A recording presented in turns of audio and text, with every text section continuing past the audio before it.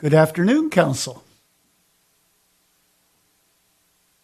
Happy to bring this item back. There's a little background in history. In fact, my understanding, it's been a long background in a history on this particular project. So happy to come back with some conceptual renderings, some rough cost estimates, and an update on the rezoning process and timing, and kind of give the overview.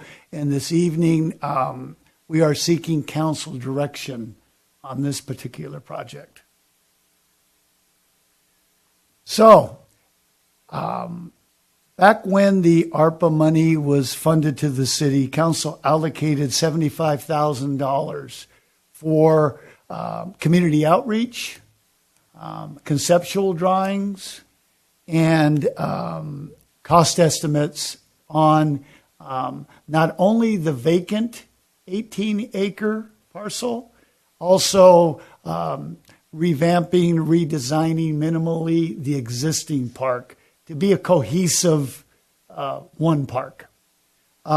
So we actually went out and did pretty extensive community outreach. We met in person.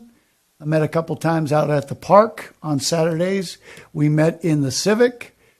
We did online surveys, and we ended up with 826 total responses. So not a bad turnout for what people were looking for in the park.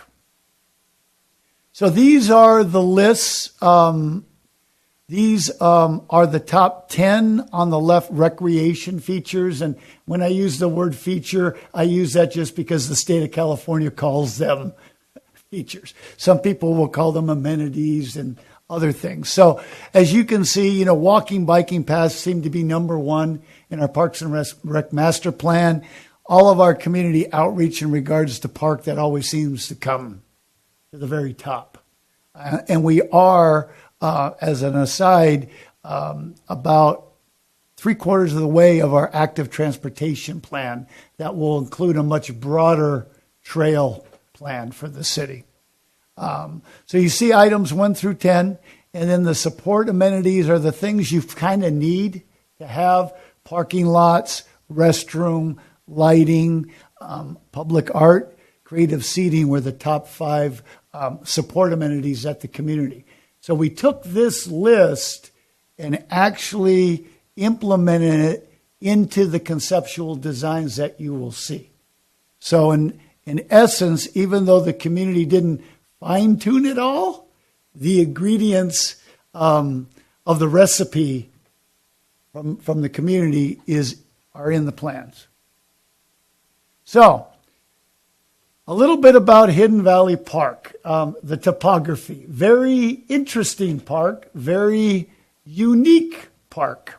As you can see, we've got the Muscle Slough running literally through the middle of the park, dividing kind of the front end, I call it the Kortner side, and the back end. So that's one topographic feature that's unique. The second one is the People's Ditch. Runs right through. If we had joined the 18 acres, it would literally bifurcate the park into 2. So that's a unique feature. We've got the current, what I call hub, or the area where the splash pad, the picnic shelters, the playground, the restroom is kind of the hub of the park there. And yet, parking, the majority of parking is way to the side there. So other than, I literally think there's about maybe 8 parking spaces on Kortner. It's street parking. And otherwise you walk, up Kortner to get to the hub. So just, again, not insurmountable, but just different challenges. And we have what I guess you'd call a pond. It is actually a secondary ponding basin. It is not aerated. It is not chlorinated. It literally looks really nice. We've tried to have fishing tournaments there, and it does not do well at all. So again, just items that are specific to the existing topography. And we have done a topographic map of Hidden Valley as part of this project. They kind of have everything detailed and laid out and surveyed and things like that. Okay, so before we even get started with the design, there's some city ordinance that I think we need to be aware of. That red dotted line, we have a city ordinance that states anytime you make an improvement to a public facility adjacent to neighbors, an 8-foot block wall must be built. And so along that edge of the residences, and also along, because we have an active railroad line at the end of Courtner there. So that's something just going in to this process to be aware of. And that price tag, I'll show you more detail, is about $875,000 for just the block wall. And that is a requirement. Okay, so now we're going to jump into the concepts. We have 5, okay? And you look at one and you look at them quickly, you're like, that looks like the same one before. There's some little nuances, and this is not to be an exhaustive, you're going to get every combination. Things can be placed differently, folks. Just I want you to be aware of that. But we work with the Urban Tree Foundation and our landscape architect, Greg Mendonça, and he and I have kind of worked through this process. So concept 1 is an early concept with Rogers Road actually coming through the park. And this really would split the park in half, because for a long time, do we need Rogers Road for circulation? How does that all work? We don't want a road running through a park, with children running across. It doesn't make sense. And I think later on you're going to see how I think we might have solved that issue. So this one is what you've got here is, I think the pointer here. So in the existing area, and this is just a concept, because of the fitness court right here, we kind of make this a little more of an active recreation area. So you've got the fitness court, you've got outdoor basketball court. You could do 6 pickleball courts. They could be tennis courts. They could be a lot of different things. And so that's something, like, do we keep active activities together and clumped a little bit? Where this backside currently, I would call that much more passive. Beautiful, but a bit more passive. We have some renovation here in the hub. We've actually got the pond aerated and a pathway around it, so a little more friendly. We have placed in a rectangular field. And again, it shows this is a FIFA-sized field, a large professional field that can be divided into 3 smaller fields. And typically, these short-sided games, adults like to play 7-on-7 on short-sided. They don't want to run the big field. So that's there. You have a secondary parking lot, and then these could be 3 sand volleyball courts. We do have 2 currently in this park. We only have 4 in the city of the sand.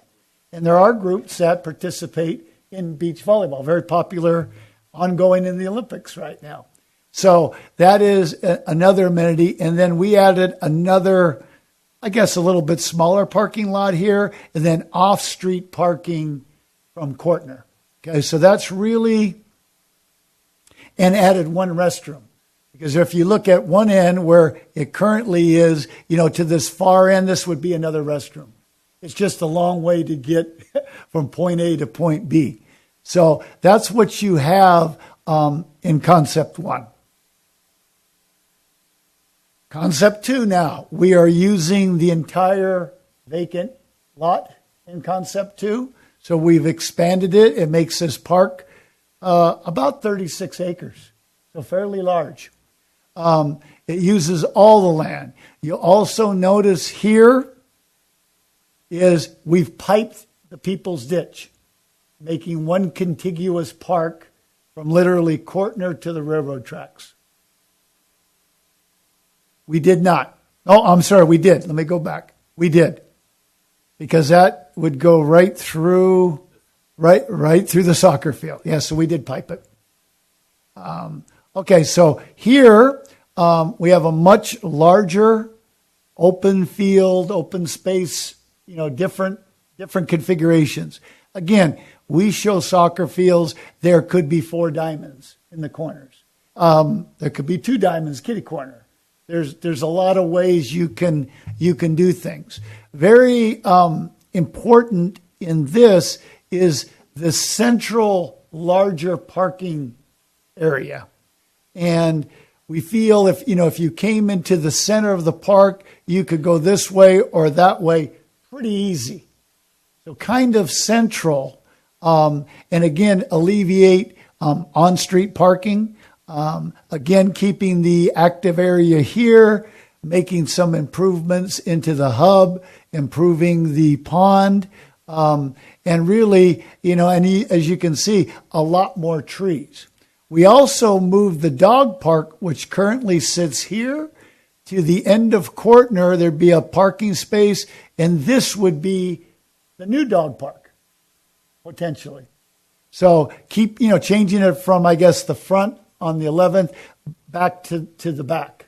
And again, people with dogs and pets like to take them out of the car and go to the dog park. So you don't have a lot of interaction with large amounts of people. And we added the restroom in this one. So that's concept 2. Concept 3, pretty close to the same. We made some improvements to the playground. We added some things in the playground. We actually took out the pond. So that, it is a fillable hole. That could be. Again, just different options to consider. The central parking again, same large play area, dog park here. So just, I guess, minor tweaks to concept 2.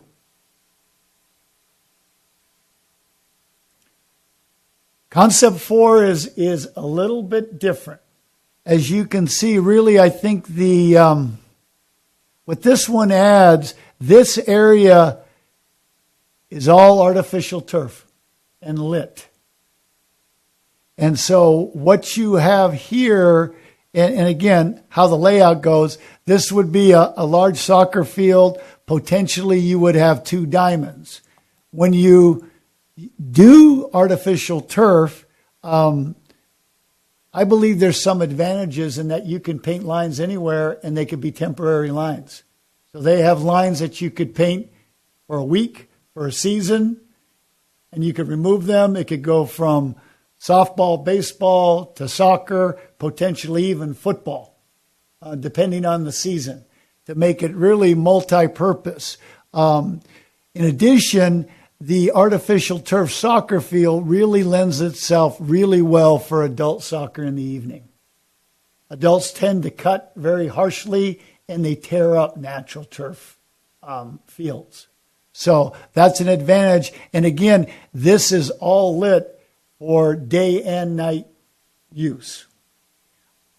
Another big concept in concept 4 is we actually have Rogers Road coming in here and going out here, but it's bifurcated really with this parking lot that is now 250 spaces. So pretty good size, because if you have activities over here with teams and sports and that, they bring a lot of folks. So we expanded the parking lot. I would imagine this would have some speed bumps, but again, you can park centrally. You could go into the park this way or into this way. Again, the dog park here. And We have expanded play structures. We've actually added 2 tennis courts in this. We currently do not have any city-owned tennis courts anywhere in the community. So, is that a need? I know the high schools open up theirs for joint use, and they do play pickleball sometimes at Hanford High. They also play privately at the old YMCA. And we are planning, 16 pickleball courts at Heroes Park in the future. So again, when you step back and look at the entire park system, what things don't we offer now that maybe we could? Because this is still fairly centrally located within the city. You can get to it, I think, fairly easily from both the north and the south. So this is concept 4. And finally, concept 5, again, a little bit different reconfiguration of the field. You have the same connection with Rogers Road. You have, the pond again, the dog park here. So you do get some circulation. You can enter the park by car either way here. And so, again, you've got to be concerned with traffic patterns when you have large events and people. And I think by this larger parking lot, we try to mitigate undue stress on the neighborhood as they come, because folks come in and we think this design is pretty interesting, and I think it serves the reality or potential reality of the future park. So that's concepts 1 through 5, and later we can flip back and forth, whatever you like. Again, not end all be all, just different ideas that have come about directly related to the community engagement that we had. Okay, so now we get to probable costs. And our landscape architect actually put these together last week for us. And so we broke it up, west side and east side. And then I'll give you the total in 3 sides. So this is the west side, or just the vacant 18 acres. And he broke it down into labor, materials, 10% contingency, for a total of about 6.1. Again, based roughly on concepts 4 and 5. Okay, really quickly. So in this cost right here, are we looking at the design and engineering as well, or is that? No, that is included. Where would that be? It's 10%. That would be in the contingencies? Yeah. The estimate for design comes in usually around 10%. So the contingencies is the design and engineering, not for Contingencies are construction contingencies. Gotcha. So you get into an infrastructure item and you find something that you didn't know was there. Not necessarily like change orders and stuff like that. Correct. It's just the unknowns. Gotcha. A little bit. So that's the west side. The east side of the existing park, and again, the block wall is in these numbers. Design is in these numbers. Again, this one comes in at about 8.1. And people looking at this, they're going to say, well, wait a minute. How come it costs more to tweak an existing park than it did to build from dirt? And again, it's the infrastructure, the piping of the People's Ditch. And just by the way, that's $1,300 a linear foot to do that. So it's very, very expensive. And we'd have to get an easement with the People's Ditch Company and that type of thing. So altogether, you're coming in 14.8 roughly. And I talked to several landscape architects, like in the valley, what is it going for? And they said between 700 and 900,000 an acre, roughly. And so we're pretty close to that number here. We really are. So they're kind of apples and apples a little bit. Then at the bottom, I think it's really important to understand the ongoing and annual maintenance when you increase or expand parkland. We're doubling it in this case.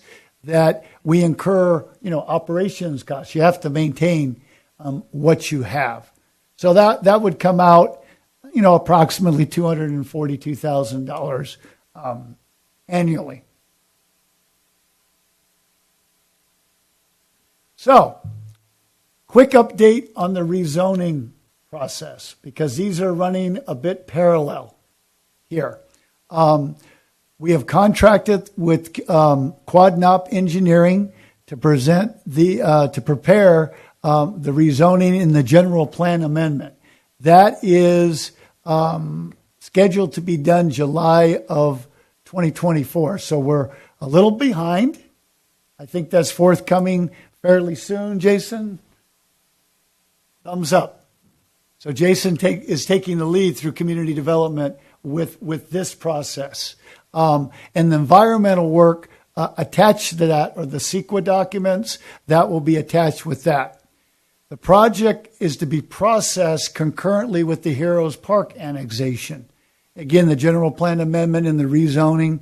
And again, to offset the loss of housing opportunity created by converting low-density residential to the open space, or commonly known as the RENA calculations. So the anticipated public hearings for the Planning Commission and City Council is estimated at November. So a few months away is where we're at on that rezoning, because we do have to officially rezone this from low density residential to a public facility, i.e. a park. And I'm out of breath. So with that, be happy to take any questions. My peers can answer any specific questions with the rezoning and financing. But this evening, we're hoping to have a discussion and receive direction from council on any further actions regarding this item. Mr. Mayor, can I add something before you? Yes, sir. To council? Brad, go back one, please. So this has been an ongoing process. These two projects were also tied to the industrial park annexation, which is very detailed. Staff made the decision to break these two items off so that we can not fast track, but move them at a quicker pace than we'd be able to do if it was still included with the annexation. This is a program level environmental document that will be done to allow us to eliminate the housing on that site and put it back to open space. What's important to note is in the budget, there was nothing related to environmental work. And you're probably looking close to $100,000 to do project level environmental. As you could see, regardless of the version, or even if you folks decide to cobble elements together and move forward with a mix of those, a project level environmental review will be traffic study. There's significant traffic flows, lighting, and noise that need to be analyzed. And so all of that will need to be analyzed. You could ultimately, what's not included in here are any improvements to Courtner or the intersection of 11th and Courtner, which I'd be shocked if there's no requirements for that given the level of traffic that this would generate. So again, the dollar amount that Mr. Albert is putting forth is basic level. Haven't gotten into the detail yet. It's just kind of program level. So I don't want folks to say, oh, it's $12 million, and council move forward and we start digging down into it and you see it's $15 to $16 million when you figure out a lot of the improvements that are going to be required once the project level environmental work is done. Because just to go off of that, anytime we do new things, we have to make sure they're at the standard, the current standard from the state. Right. Thank you, Brad. Thank you for this. I know for members in our city and members in the audience, just seeing a plan is exciting. But we also know that there is a lot of, as we're saying, funding sources. How are we going to bring this to fruition? And so I appreciate the 5 drawings, the different options, the They look exciting. A couple questions on the lighted path. I should say on the path, the bike and walking path that we see. Is that on all five? I was thinking 1 and 2. I didn't see a path, and also I think I did post this on social media and got a lot of feedback from the community, and so a lot of my questions would be their questions that they were asking. Is that path lighted on all the concepts as a lighted path and not just a path? I believe it's a lighted path because lighting is a safety consideration and people would not feel safe in the dark. Absolutely.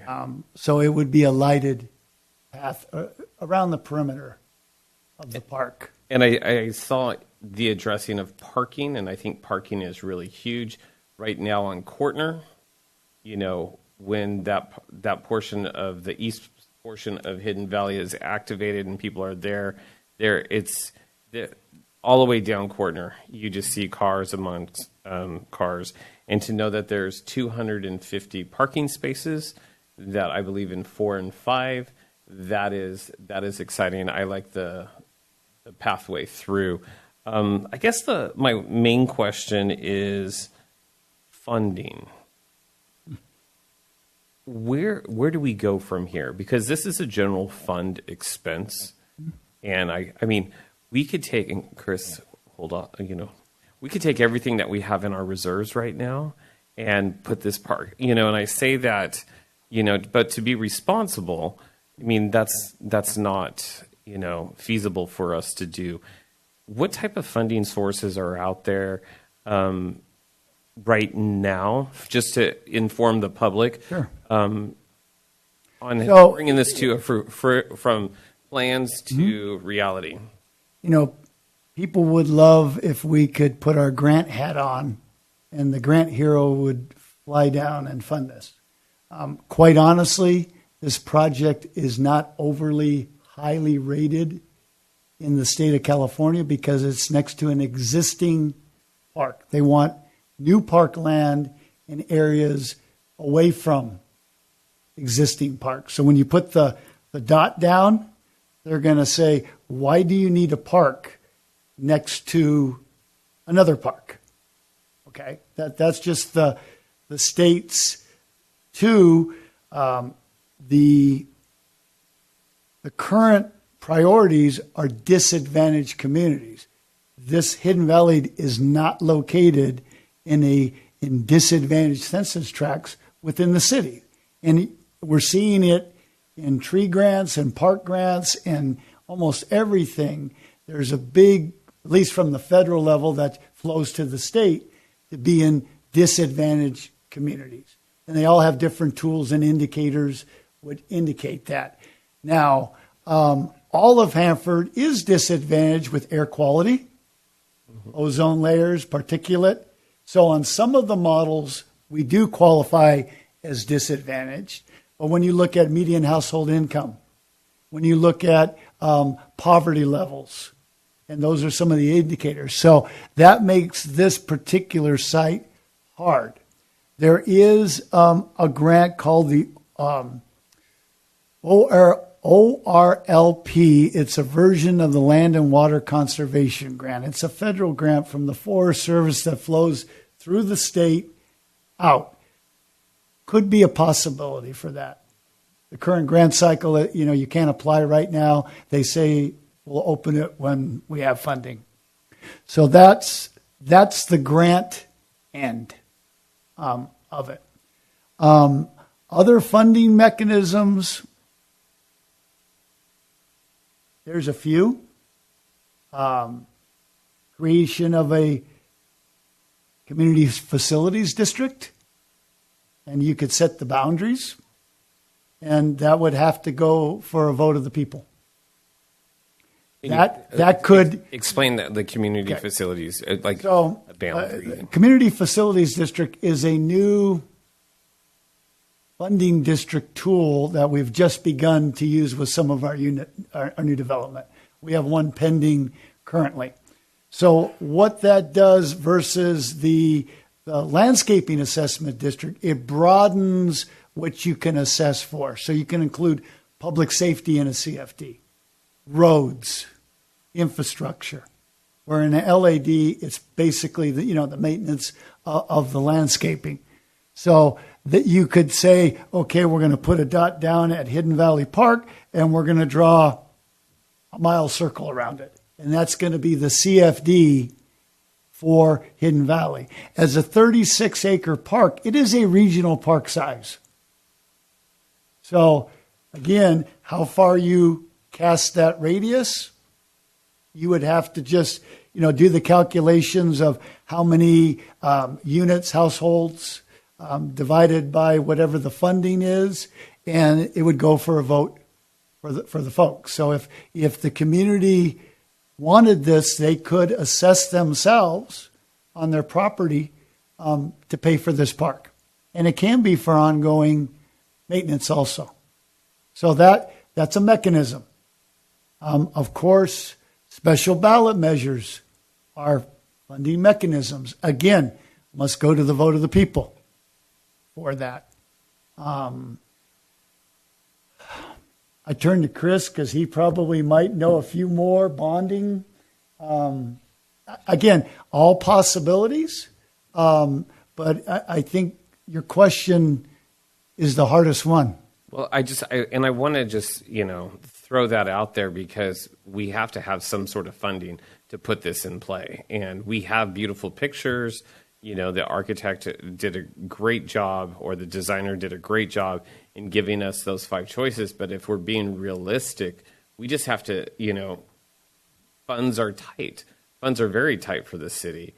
And so we just need to, just have an open conversation. Well, and this, I took the slide out on purpose, but it can be phased. Right? So no one says everything all at once. You can phase. And you could choose to say, we're going to put the perimeter path in, we're going to light it, we're going to plant trees. Mm-hmm. Maybe phase 1. Okay. If parking is a priority, maybe the parking lot, potential phase 2. Let's get people off the street, do that. And then you just build according to the funding sources, according to, the future, what the future may hold for the city. Then I think you can long range plan it, maybe a 10-year plan to build out to what you may see here. And it's just the reality that we live in. We'll do everything in our power to find alternate sources. But again, currently in the grant world, it doesn't score real high on that. Because we would have already done that. And I know, you brought in a lot of grants to the city. And so $14 million. Yes. Okay, let's go back to concept number 1. I noticed in concept number 1, we have a deletion. This is not the full park. Correct. What is the rationale behind, or did the designer give you a rationale behind why they're only doing so many acres and leaving? Well, I think part of it is the necessity to put Rogers Road through circulation purposes. And that's been a debate, I think, over quite a while. This was a very early, let's do one with Rogers Road going through. Brad, to clarify too, this is the version that was done prior to the 5 you put up here. It was numbered the same because we used the same designer. So in the 5 that are in the staff report, this isn't S1. This is different from the staff. But it's a good mistake because as I talked about the traffic studies and stuff like that, it could be quite possible that Rogers Road does have to be extended through. If that's the case, you could use enhanced crosswalks. You could use a variety of things that allow folks to get from one side of the park to the other. You could move the courts around there and have separate parking on each side so folks just park on that. There's a lot of things that will happen when we get into that project level environmental studies. Gotcha. So if we used this, to the left would be houses. Is that what you're looking at, or just keeping the field vacant, or? That would be council's decision. Okay, good answer. Last question before artificial turf. You mentioned artificial turf on 4 and 5. What is the ROI on this artificial turf? Because I'm assuming that this artificial turf is expensive. It is the the Cadillac plan. The ROI versus just grass and the water and the upkeep and the Correct. I'm not prepared to. I can bring back a ROI on artificial turf. I've dealt with this subject quite a bit in past jobs. So a typical artificial turf field, and they're getting better every day. The new versions have for lack of a better term, an absorbent pad. That's a 20-year pad. So that pad will give you absorption. There's what they call CMAC, and it's the head concussion. They drop something and they do all that. So very safe, typical, lots of different infill, from rubber to sand to cork is kind of a new one, and organic materials. Coconut husk, believe it or not, they're using. Typically, a field will get you 10 to 12 years. And what people don't understand, you still have to maintain that field. You still have to fluff it. You've got to bring the fill back up. You've got to do some disinfecting. And typically you have water cannons just to leach different things down through. A good artificial turf field with a good draining system will drain 40 gallons a minute, no problem. So you can play when it's pouring rain if you'd like. Aesthetically, of course, it's always green, and always flat and always safe. And it just allows for versatility.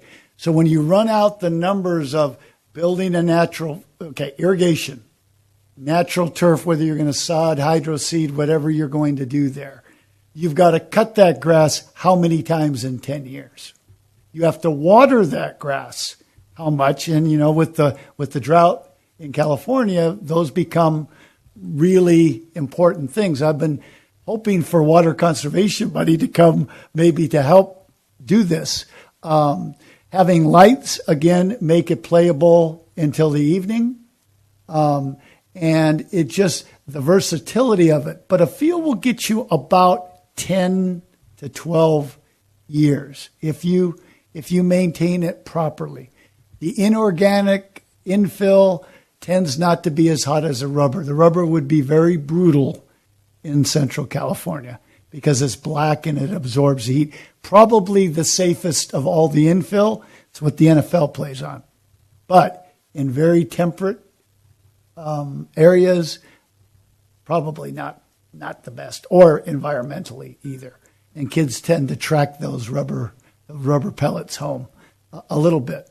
So that field, probably the large soccer field is close to $1 million. Okay, so it's an upfront cost, and then over the ROI over time, though, it really comes out more efficient than a natural turf field over the 10-year span. The good news with the 20-year pad is you replace the field, but you don't have to put the pad in every 2 cycles. If we move that direction, I could come back with the business plan and show you how I would pay for that field in 10 years. And I do like I like the movement of the dog park, and the reason why is because just the safety factor, knowing that the railroad is right there. I'm glad to hear about the 8-foot cinder block wall. That would be I'd always, if we had just open grass going out there, kids playing around by the tracks, and the safety issue of that. So I do, and it looks like the dog park would be larger. It looks like it is, it'd be a larger dog park, a new dog park, and I like the parking by the dog park. So it's those things that I like. But I will turn it over. I'll reserve the rest of my questions later, but Councilman Devine, do you have any questions for Mr. Albert? I don't really have any questions. have a few comments. I was able to participate in two of the meetings that you had, so it's nice to see the concepts here. And I would like to stress that they are just concepts, and there's so many different things we can do here. And I will say I've been on both sides of this issue. I've been opposed to doing anything with this land and saying sell it, and I've been for doing something with this. That said, I don't think we've been to this point where we've actually looked at it and set forth concepts and had the public get involved and say what they would be interested in seeing there. And I'm liking where we're going with this. What I don't like is the fact that we don't have any money to do this, but at least we're making plans, and I like that. I do like how Rogers Road goes through with the parking on this concept. I like the dog park in the back there. There's a lot of positives I see in this, but it all depends on how much money we have in the future and what we decide we want there. So, but thank you for bringing this forward and making this a conversation instead of yes, let's sell it, yes, let's build it, and arguing about it for over 50 years. At least we're planning. I like that. So, thank you. Councilman Martinez. I like the idea also of the dog park being in the back. I mean, that's what it should have been even in the beginning somewhere. However, the question I have is on concept one, what would be done with the rest of the property? That would be a council decision. I mean, so we would work on developing this section of it, and that would be later. But this, if I understand correctly, because this slide wasn't supposed to be in there, correct? According to this was a starting point. This design, as Mr. Cifuentes mentioned, Okay. when I got here, yes, this was but it wasn't the 5 designs that correct. we contracted out. So that's Well, if I may, Lou, Councilman Martinez, there was a thought at one time to go ahead and put Rogers Road through and sell that back part and then use that money from that to help fund building that out. So that may be where some of this came from. Okay. There's been a lot of discussion along those lines. So. I do like the idea of the entire area being used as a park, and I do like also the parking lot. I think that would alleviate a lot of the problems that the surrounding community has in regard to people parking in front of their homes, and even make it safer for anyone attending the park, where they wouldn't be crossing Courtner, 11th Avenue. Just make it overall much safer. I think I would really like to hear from public and see what the public would have to say. thank you, Vice Mayor. Thank you, Mr. Mayor. I'm also going to defer until after public comment. All right. So at this time, I'd like to go ahead and open up to public comment. This study sessions are considered special matters under the Brown Act, and accordingly, comments from the public are limited to items listed on the agenda. The public comment will be accepted during each agenda item, and a maximum of 3 minutes is allowed for each speaker. Please begin your comments by stating your name and providing your city of residence. Public comment will only be about Hidden Valley Park. Are there any public comments?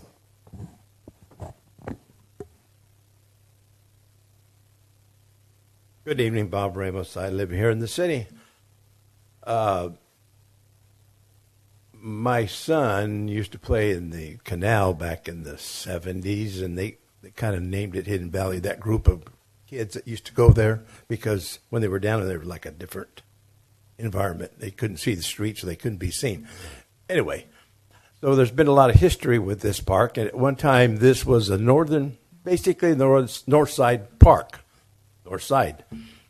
Now it's kind of more central to the city of Hanford, because so much development to the north and to the east of it.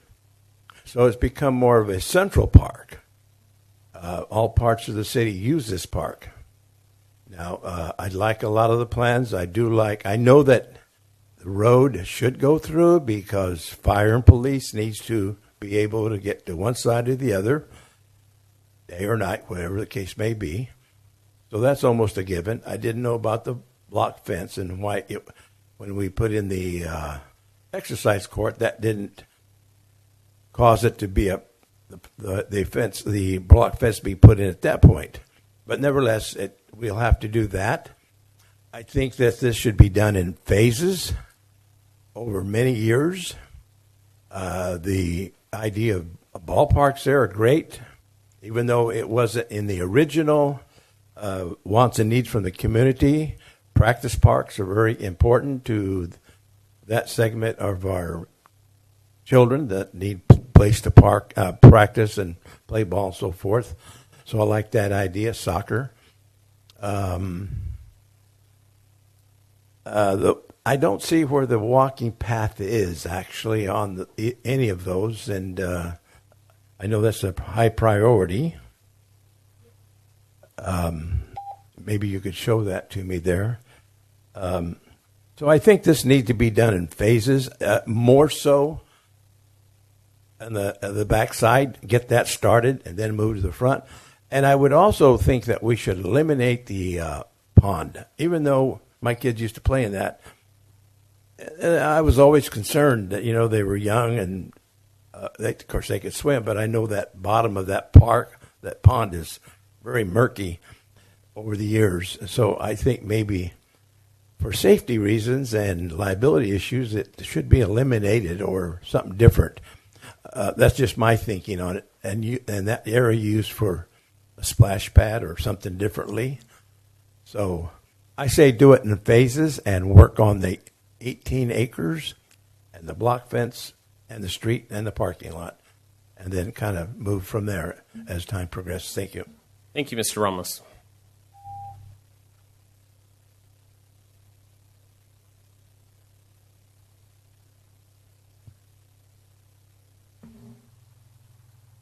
Hello, my name is Brian Fagundes. I'm a Kings County resident with a Hanford address.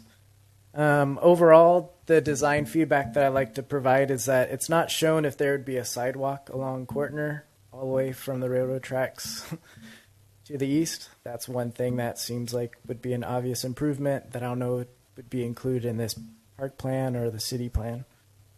I like, obviously, undergrounding the ditch in order to allow this to be one continuous park from east to west.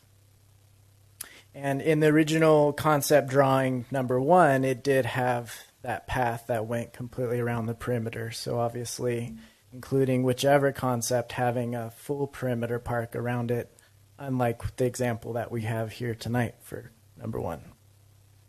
What's not shown in these concepts is the park lighting, so obviously making sure that that is in fact included. And then shade structures throughout the park connected with the paths would be amazing. One question I haven't heard asked is, with the Courtner Street existing small little lots, if those actually meet code or not, and if they do, to try and connect them and increase maybe ADA parking there.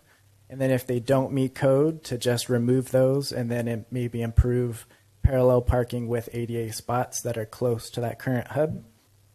Under the existing park, kind of half, the east half, I like having the east parking lot broken up into basketball and pickleball and tennis courts. And then for the play area, I know you didn't bring it up, but it does show that there is a little children's garden that's planned east of the splash area. So I definitely highlight that that's a creative, interactive facility.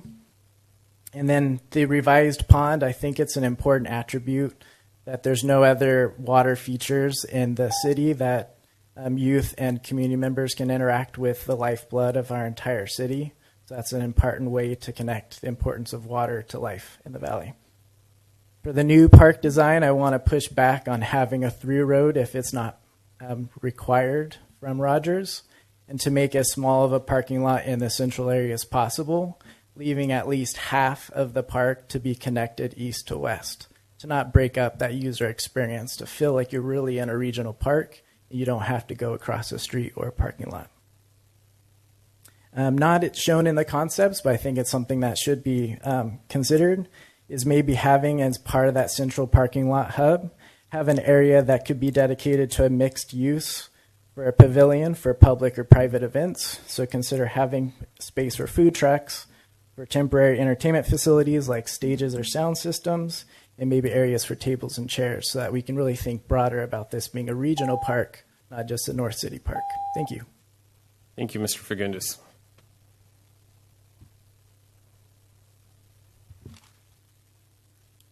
As tall as Mr. Fagundes, so stand.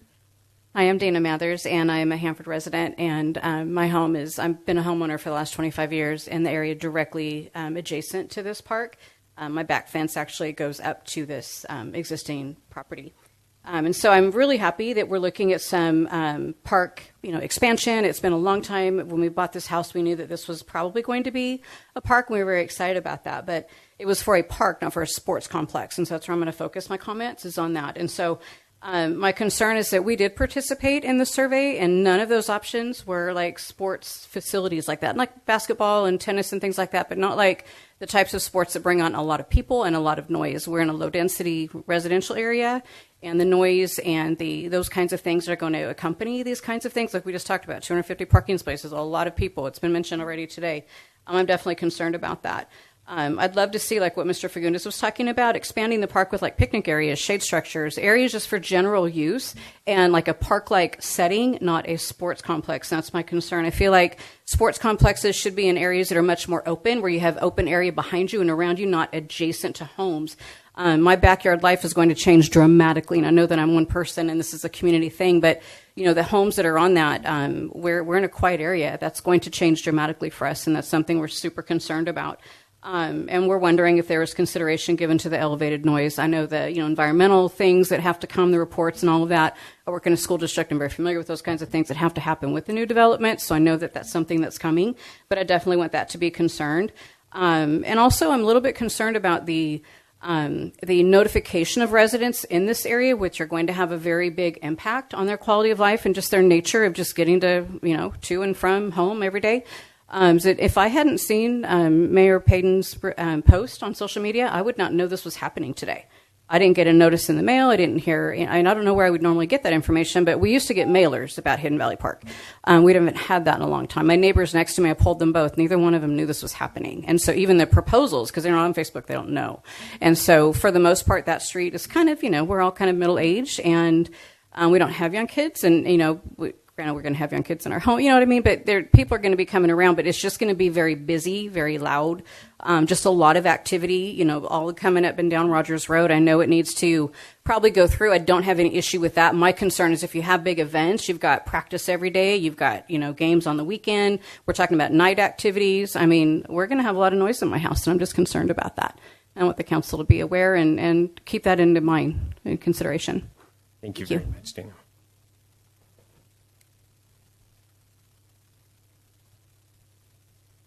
Anna Brookshire, Hanford, live in Hanford. I'm going to quick. The only thing I'm not seeing enough of are restrooms. I know on a couple of slides it said one restroom. I don't know if that's an additional restroom, but if it's going to be a lot of people, I think there should be restrooms, maybe one on each side, or I don't know, but just, and it didn't say how many stalls and all that, but yeah, I'd like to see more restrooms. Thank you.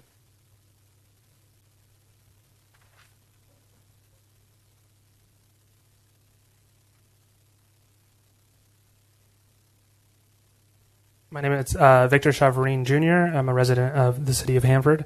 I wanted to speak to you today regarding this proposal, and I think it's a really great idea, and moving forward with the expansion is very needed in our community. I did originally like the idea of concept 4 and 5 of making it a through street through the parking lot, but seeing it now, I think the concept 3 of closing that and having that combination where people can still walk and not have to walk through the parking lot without a safety risk is probably the best option to go with. And so in that scheme with the parking lot right there, I do agree with Anna regarding more bathroom stalls or bathroom locations. That's kind of important. My biggest thing is, as a youth softball board member, is that youth softball technically has no fields in the city of Hanford. We have the adult softball complex that is shared, and we get to use the field permit process to reserve field space. But in the heavy season of adult softball, we worked together this past season, we worked together to get adequate field space, but adult softball's growing, and it's not fair for, our youth are more important than adult softball. That's my opinion fully, but it's not fair that we have to compete against each other. And so I think allowing something like this to be built would alleviate some of those concerns. I do hear the concerns about noise, and I understand that, but our community youth need that resource, and they want it. It's there. Registrations are going up every year for every sports league. It's saying that our community is involved with kids, and that's the biggest priority. And so I do agree with that aspect. I do like the idea of building a stage or building like an amphitheater or something. Maybe that's where we do with the pond if the pond doesn't stay, so we can host more events in that park and maybe bring possible revenue with the park as well. Thank you. Great, thank you. Are there any other comments? All right, seeing none, I'll go ahead and close the public comment section. Mr. Vice Mayor. Well, Brad, thanks for all the hard work. I love the idea. I think I kind of want to wait till after public comment because I think it's critical, right? This has been a long, multi-year process. And I'm a little surprised that the proponents for the build-up of Hidden Valley over all these years, that there's not a better number of attendance tonight, I guess is where where I'll start. My main concern on all this is just money. And so, Brad, when we talked about creating the CFD and stuff for the park here, and you said if I understood you correctly, based on the size of the build out of the park, this is going to be more kind of in the lines of a regional park. So I guess my question then starts with, if that's the case, regarding a CFD or funding and stuff for that park, because it would fall more under that regional park capacity, is it something that should go to the voters, to the city of Hanford, to fund this project? And I mean, the entire city. It would, if a regional park, it would benefit the entire community, not a select, I don't want to get into a radius type of thing area where a portion of the community is, being responsible for the financial burden of the park, but as the community as a whole, doing that. I know when I campaigned and ran to come on council, this was one of the big issues that I discussed during the campaign. Was this has been going on for multiple decades to get this done, and I love the concepts. I think we can, getting down into the input from the community and the needs and what they would like to see and all those things. I think all that stuff is easily negotiable, right, as we move forward on what we do or don't do. But my concern just comes back to the bottom line of how do we pay for this? I think the numbers you gave us were about $14.8 million. That's in today's money. I don't know what that's going to be 5 years, 7 years, 10 years from now. Are we pushing $20 million? And that's 10 years down the road. So we're another decade down the road, and either existing councils or somebody's going to have to be dealing with this issue for another 10 years. And I know it's one of those things. I was like, my colleague on the end, Councilman Devine, I was kind of like in favor of selling off that west piece of land, taking that money for the sale of the property and investing that into the existing park. I don't know what the value of that west side property might be. That would be a question that I would have. Because ultimately this is going to have to go to the voter, Mr. Mayor. This is going to have to go to the entire community to whether or not they want to fund this park. as things currently stand. And I just, that's my concern with it. If the community says, no, we're not in favor of a CFD or funds to cover the build out of the park, well then, the only other option at that point is to sell off that piece of property, develop it, and take those monies and invest it in the existing park. That's just kind of my thoughts on things. I love the concept of the build out. I love the idea of the additional parking, and we heard some great input tonight from people regarding amphitheaters and the pond and the safety issues and noise for the community and the residents that live by and what we can do and are we turning this into a park or are we turning it into a sports complex? I mean, all those things are critical, I think, in good discussions to have. So that's kind of my position, and I just think I really don't know where we go from here. All right, thank you. Brad, can you go to concept 5? I mean, concept 5 for me is, if we had the money and, discussing money, concept 5 would be, kind of the model that I would be aiming for. I do like the concession stand down by the ballpark and the soccer field or the football fields and by the parking lot. There is all those little rectangles. I know, Mrs. Berkshire, you were mentioning about restrooms in the top by the soccer field onto the right-hand side. That's a restroom right there. There would be restrooms, I'm assuming, with the concession stand build as well. And so we would have, more than just one in the current activation area. In talking to electeds, whether they're from the Assembly or Senate or Congress, one thing they ask when we're like saying, hey, we have this idea, we'd like to do this, they go, do you have a plan? Do you have a plan put in place? Are you ready to go? Could it be shovel ready really quickly? Do you have a concept? Or, no, this is just a thought or an idea. Well, there's no money for that, a thought and idea. And I think what this council is doing is laying out this plan. We don't know if this is a 10-year plan, if this is a 15-year plan, or however, but my first time in Hidden Valley Park was when I was 7 years old. We moved in this area, and my father and I and my brother, we would go, and they had like a workout, like station, little workout areas that my father would go, and we'd have fun doing it. As the vice mayor says, this is long overdue, decades. 46 years, at least, that I know of, but it's decades, even longer than that. And I think the community in this area, would like to see something being done. I would hate to, I see the vice mayor is like, we could sell the land and just upgrade to what we have.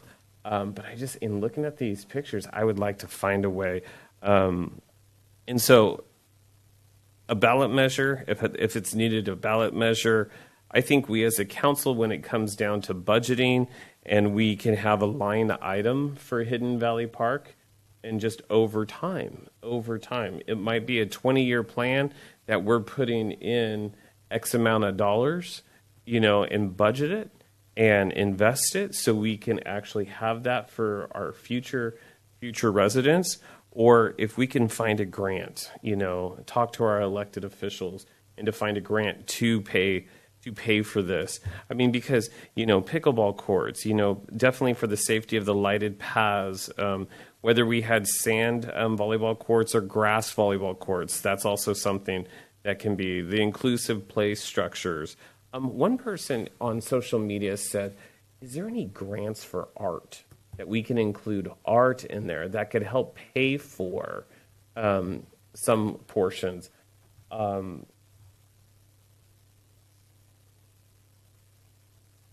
answer is yes. Yes, that's good. That's good. There's a new Arts and Parks program put out by the state, so I think we're beginning to see a little bit more of.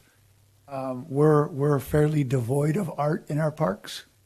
And also, like with Muscle Slough, the historic nature of Muscle Slough, is there some historical grants of revitalizing that area in the east section. I'm in favor of the pond. I do like the pond. I kind of like the dock effect that you had on there for fishing and definitely, as one member of the community says, we don't have ponds in our city, and just having like the aeration and the, like the waterfall look, I think that just adds to, the vibe of the park, the relaxation of the park.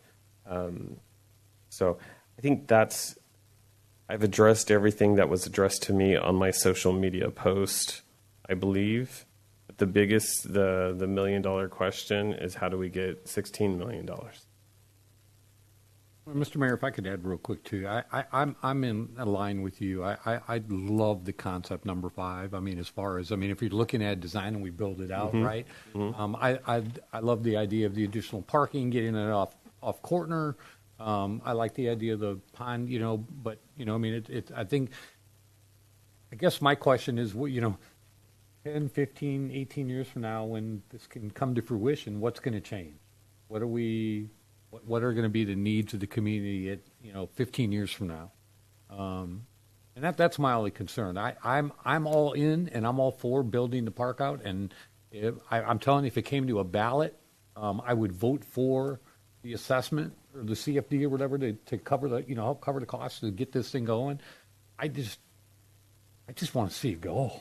Yeah. Right? I mean, I think we've all been just waiting so long to get this done. And I think that's the only way it can get done. So But also going off of the ballot measure, if there was a ballot measure, it would be sunshine, correct? It wouldn't be something that we could say in 10 years, we'll do this for 10 years, and then it drops off because it's just for the build of the park or something that, they are not tapped with, oh, this is another tax for the rest of my life type thing. I mean, I would totally be in favor of something that had like some sort of sunset. But also, I forgot to address, I'm just not necessarily a fan, but in favor just because of the ROI and maybe learning more of your analysis about having I'd like to see grass by the baseball fields more so than having, and could those baseball fields be 4 baseball fields or 2 baseball fields and 2 softball fields? I don't know. Having that in each of the corners like they are currently, or put them from the center moving out. But I also see diagonally a full football field that could be going across there that could help with, another sport. I mean, this park, if we look at it, soccer, baseball, possibly softball, you have basketball, pickleball, tennis. I mean, this is, fishing. You have all these sports. It's walking, it's super exciting, but that's just my thought on the artificial turf. Councilman Devine. I'm kind of in a unique position to potentially have a lot of conversations regarding this park coming up in the next couple of months. Because this is in your district. Yes. I think hearing from people that live in that neighborhood and getting some input would be crucial to this, these decisions. I look at that and I see, you're activating the park with sports facility. It is going to create a lot of noise. I'm sure people are going to have concerns about the noise, the traffic. But it'll be interesting to hear what people have to say in regards to this going forth. So, Councilman Martinez. Well, we did hear what the public had to say. In the future. So what direction? Because it was asked of us to, the potential expansions and improvement of Hidden Valley and the direction or as appropriate. What do we see as appropriate direction for staff as we look into this and move forward? Because this was funded by the ARPA funds. Correct. By the previous council. They allocated the ARPA funds for this, and we appreciate their decision on that. But everything from here on out, it would be a general fund expense without. What is our direction, or do we want to provide? Mr. Mayor, if I can jump in only because of that, I think we need to identify some funding. Is there a possibility to use Ty and I have been had some sidebar conversations over here about the regional park aspect, and doing some research of our old park impact fees and the environmentals that go along with them to see if we can make that nexus to be able to do a lot, or to do a little bit here. Obviously, we can't do a lot because of the price tag, but maybe we could get the studies done. But to do any of that stuff, we will need some initial direction. If there's uniformity, that concept number 5 is the one that at least gives us some ideas as to what we could go. If there's decisions about regular turf or artificial turf, and if you're still on the fence about that, that's fine. We're thinking an overall concept size, but and maybe we start with the studies and see what those are going to cost. When we bring those back, we can do that. We can take a look at, park of this size, what a community facility district would look like.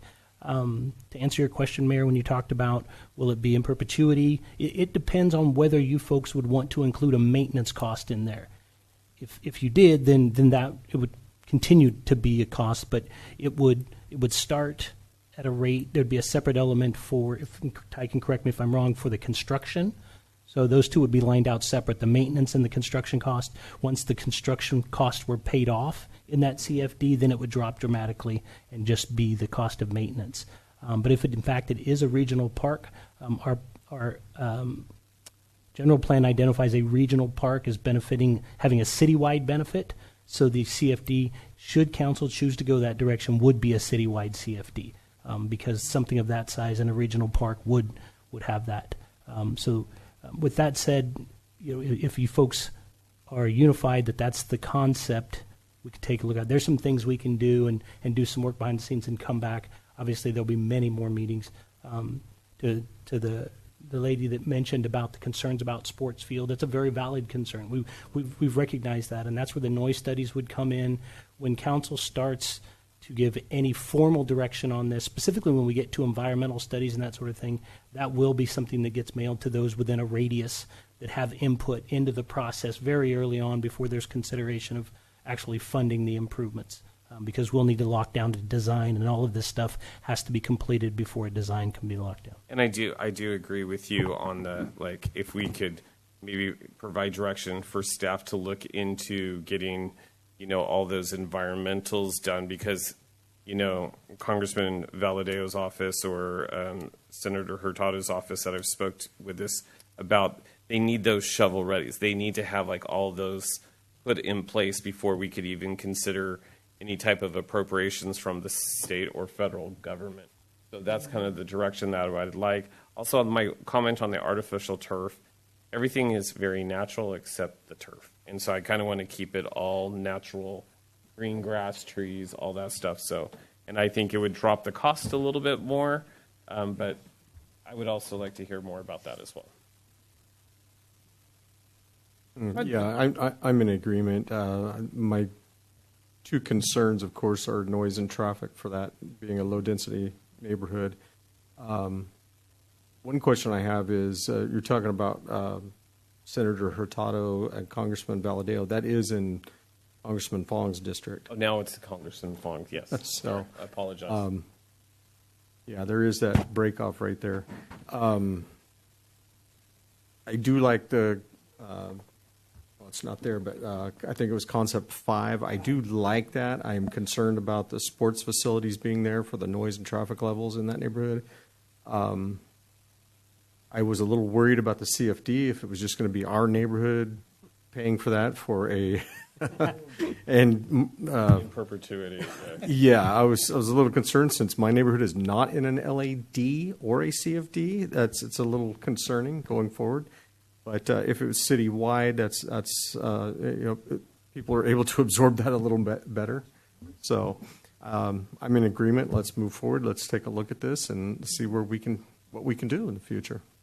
Brad, you mentioned phases. How many phases? I mean, what are we looking at? As many as you would like and can fund. And no, you go off of fund. Well, phase 1, I think design. Because now you get harder cost estimates. You get the environmental. You do those preliminary, you talked about shovel ready and several funding sources want, they're looking for shovel-ready, things that can happen pretty quickly. That cost, again, tends to be about 10% of the overall project cost. So in this case, and again, approximately $140,000 to design this. 40 or 1.4 million? Or 14 million? 1.4, I'm sorry. Okay. I was going to say 100. Got my digit wrong there, sorry. Yeah, about 1.4, and you don't have to go full on that, but to get to the point where it is more shovel ready, there will be some investment needed to be able to do that. And I'm also looking at, if we focus on the environmentals and design for just the west side, we could do, could have it more palatable, because if that's at 6.1, that'd be like 600,000 that we could look at and getting that focus, and maybe divide it up into 2 years, and then the next one we'll do the 800,000. So we can look back when we go through that budgeting. But it seems like it is unanimous on concept 5. And our thoughts of looking at the environmentals and the design and engineering as something that we want staff to come back to us on and kind of see what would those costs be, and then the types of funding to fund those costs. Thoughts? I am in agreement on concept 5, except my concerns again are for the noise. I can tell you that pickleball being played at the old YMCA facility, that noise does reverberate down those railroad tracks and does affect people down through there. So those fields being near the railroad tracks, a block wall would probably break some of that noise, but there is going to be a noise level there that will affect that neighborhood. So that is a concern of mine.